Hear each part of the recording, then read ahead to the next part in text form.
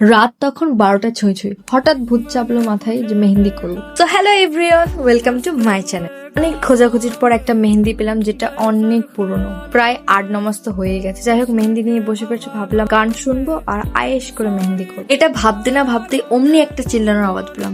বাইরে গিয়ে দেখি আয়ান লেজার লেজার করে চিল্লাচ্ছে। যাই হোক, এই টিকটিকটাকে দেখানোর জন্যই আমাকে ডেকেছে।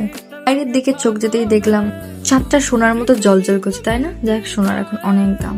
পরে সোজা চলে এলাম মেহেন্দি পড়তে।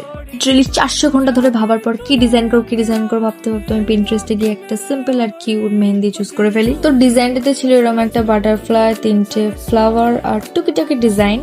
এরকমই বাটারফ্লাই ছিল না, আমি একটু বেশি বড় করে ফেলেছি। যাই হোক, আমি যেমনটা মেহেন্দি পারি সেরকমটাই করে এভাবে ফিল করে নিয়েছি। তারপরে 3টে ডট দিয়েছি যেমনটা ওই মেহেন্দিটাতে ছিল। একটা লাইন টেনে ছোট ছোট ছোট ছোট পাতা করে নিয়েছি। পরে আমি আরো পাতা অ্যাড করেছিলাম। এরকম সেম প্রসেসের এখানে এই ডাল টেনে পাতা এঁকে নিতে হবে।